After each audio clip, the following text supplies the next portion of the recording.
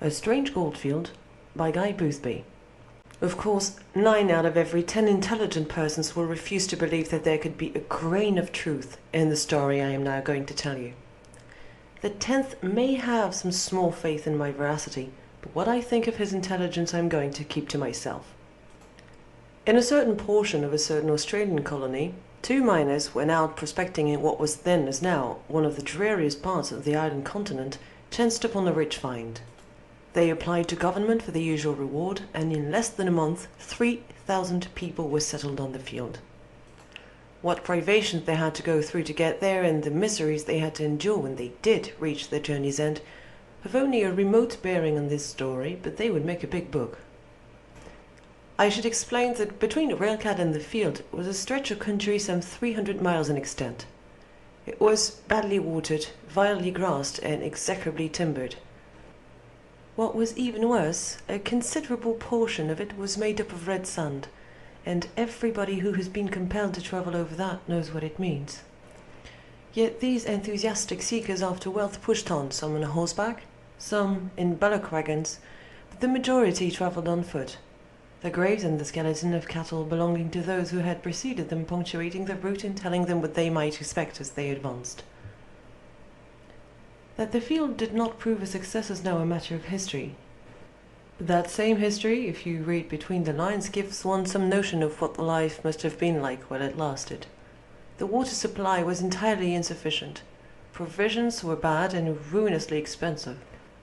The men themselves, as a rule, were the roughest of the rough, while the less said about the majority of the women, the better. Then typhoid stepped in and stalked like the destroying angel through the camp. Its inhabitants went down like sheep in a draught, and for most part rose no more. Where there had been a lust of gold, there was now panic, terror. Every man feared that he might be the next to be attacked, and it was only the knowledge of those terrible 300 miles that separated them from civilization that kept many of them on the field. The most thickly populated part was now the cemetery. Drink was the only solace, and under its influence such scenes were enacted as I dare not describe. As they heard of fresh deaths, men shook their fists at heaven and cursed the day when they first saw pick or shovel. Some, bolder than the rest, cleared out just as they stood. A few eventually reached civilization, others perished in the desert. At last the field was declared abandoned, and the dead were left to take their last long sleep undisturbed by the clank of windlass or the blow of pick. It would take too long to tell all the different reasons that combined to draw me out into that most distressful country. Let it suffice that our party consisted of a young Englishman named Spicer, a wily old Australian bushman named Matthews, and myself. We were better off than the unfortunate miners, inasmuch as we were travelling with camels, and our outfit was as perfect as money and experience could make them. The man who travels in any other fashion in the country is neither more nor less than a madman. For a month past we have been having a fairly rough time of it, and were then on our way south when we had reason to believe rain had fallen, and in consequence grass was plentiful. It was towards evening when we came out of a gully in the ranges and had our first view of the deserted camp. We had no idea of its existence, and for this reason we pulled up our animals and stared at it in complete surprise. Then we pushed on again, wondering what on earth place we had chanced upon. "This is all right," said Spicer with a chuckle. "We're in luck. Grog shanties and stores, a bath, and perhaps girls." I shook my head. "I can't make it out. What's it doing out here?" Matthews was looking at it under his hand, and as I knew that he had been out in this direction on a previous occasion, I asked his opinion. "It beats me," he replied. "But if you ask me what I think, I should say it's Garunia, the field that was deserted some 4 or 5 years back." "Look here," cried Spicer, who was riding a bit on our left. "What are all these things? Graves, as I'm a living man. Here, let's get out of this. There are hundreds of them, and before I know where I am, old Polyphemus here will be on his nose." What he said was correct. The ground over which we were riding was literally bestrewn with graves, some of which had rough, tumble-down headboards, others being destitute of all adornment. We turned away and moved on over safer ground in the direction of the field itself. Such a pitiful sight I never want to see again. The tents and huts and numerous cases were still standing, while the claims gaped at us on every side like new-made graves. A bullock dray, weather-worn but still in excellent condition, stood in the main street outside a grog shanty, whose signboard, strange incongruity, bore the name of the Killarney Hotel. Nothing would suit Spicer but that he must dismount and go in to explore. He was not long away, and when he returned it was with a face as white as a sheet of paper. "You never saw such a place," he almost whispered. "All I want to do is to get out of it. There's a skeleton on the floor in the back room with an empty rum bottle alongside it."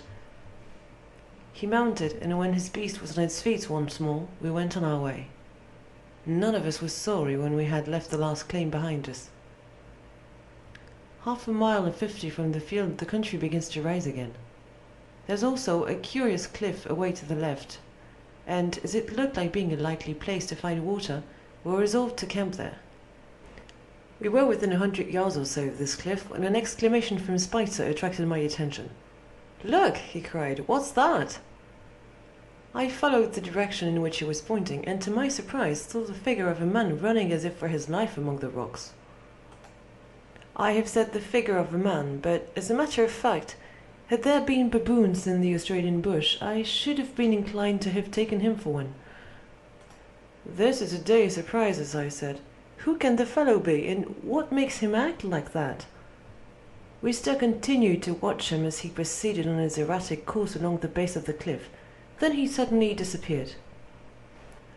"Let's get on to camp," I said, "and then we'll go after him and endeavour to settle matters a bit." Having selected a place, we off-saddled and prepared our camp. By this time it was nearly dark, and it was very evident that if we wanted to discover the man we had seen, it would be wise not to postpone the search too long.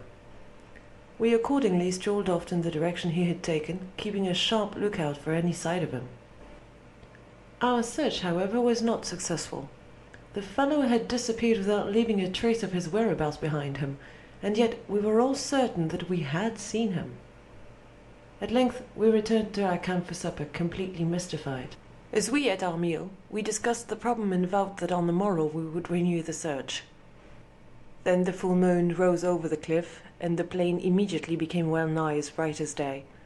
I had lit my pipe and was stretching myself out upon my blankets, when something induced me to look across at a big rock some half-dozen paces from the fire. Peering round it, and evidently taking an absorbing interest in our doings, was the most extraordinary figure I have ever beheld. Shouting something to my companions, I sprang to my feet and dashed across at him. He saw me and fled. Old as he apparently was, he could run like a jackrabbit, and though I have the reputation of being fairly quick on my feet, I found that I had all my work cut out to catch him.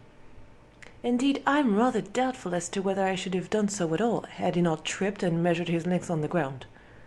Before he could get up, I was on him. "I've got you at last, my friend," I said. "Now you just come along back to the camp and let us have a look at you." In reply he snarled like a dog, and I believe would have bitten me, had I not held him off. My word, he was a creature more animal than man, and the reek of him was worse than that of our camels. From what I could tell, he must have been about 60 years of age, was below the middle height, had white eyebrows, white hair, and a white beard.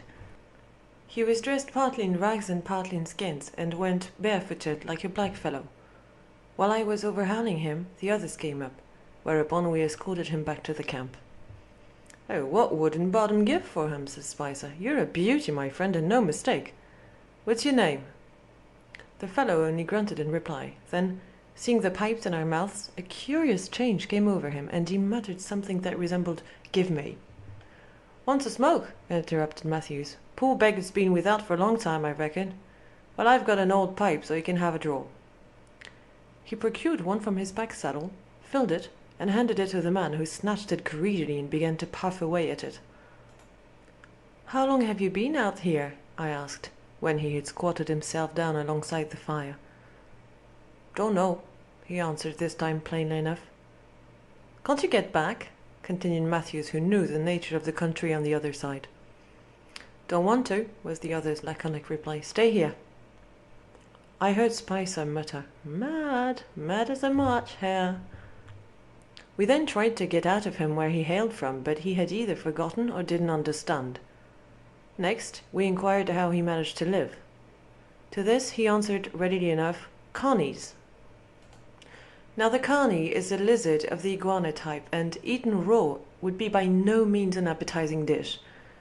Then came the question that gives me my reason for telling this story. It was Spicer who put it.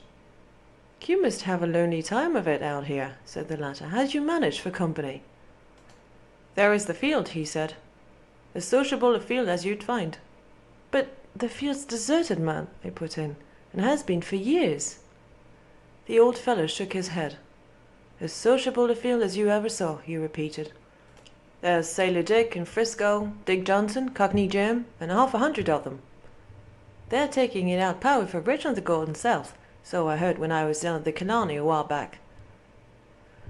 It was plain to us all that the old man was, as Spicer had said, as mad as a hatter.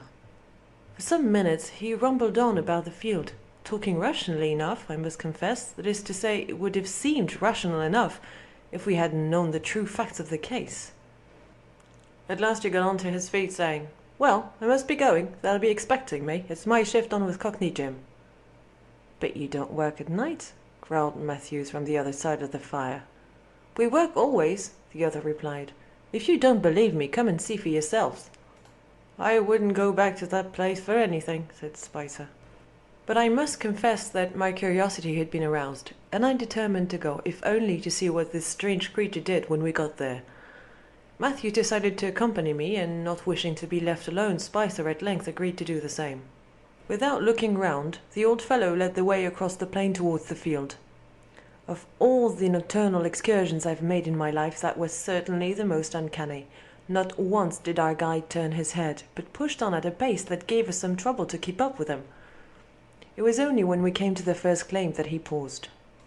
"Listen," he said, "and you can hear the camp at work. Then you'll believe me." We did listen, and as I live, we could distinctly hear the rattling of sluice boxes and cradles, the groaning of windlasses. In fact, the noise you hear on a goldfield at the busiest hour of the day. We moved a little closer, and believe me or not, I swear to you I could see the shadowy forms of men moving about in that ghostly moonlight. Meanwhile, the wind sighed across the plain, flapping what remained of the old tents, and giving an additional touch of horror to the general desolation. I could hear Spicer's teeth chattering behind me, and for my own part, I felt as if my blood were turning to ice. "That's the claim, the Golden South away to the right there," said the old man, "and if you will come along with me, I'll introduce you to my mates." But this was an honor we declined, and without hesitation. I wouldn't have gone any further among those tents for the wealth of all the Indies. "I've had enough of this," said Spicer, and I can tell you I hardly recognized his voice. "Let's get back to camp." By this time our guide had left us, and was making his way in the direction he had indicated. We could plainly hear him addressing imaginary people as we marched along. As for ourselves, we turned about and hurried back to our camp as fast as we could go. Once there, the grog bottle was produced, and never did 3 men stand more in need of stimulants. Then we set to work to find some explanation of what we had seen or had fancied we saw, but it was impossible. The wind might have rattled the old windlasses, but it could not be held accountable for those shadowy grey forms that had moved about among the claims. "I give it up," said Spicer at last. "I know that I never want to see it again. What's more, I vote that we clear out of here tomorrow morning."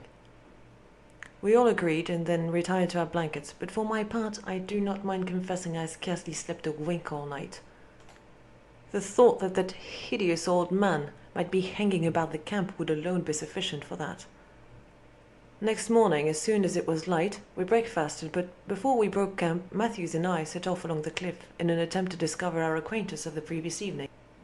Though, however, we searched high and low for upwards of an hour, no success rewarded us. By mutual consent, we resolved not to look for him on a field. When we returned to Spicer, we placed such tobacco and stores as we could spare under the shadow of the big rock, where the mystery would be likely to see them, then mounted our camels and resumed our journey, heartily glad to be on our way once more. Goronia Goldfield is a place I never desire to visit again. I don't like its population. End of A Strange Goldfield.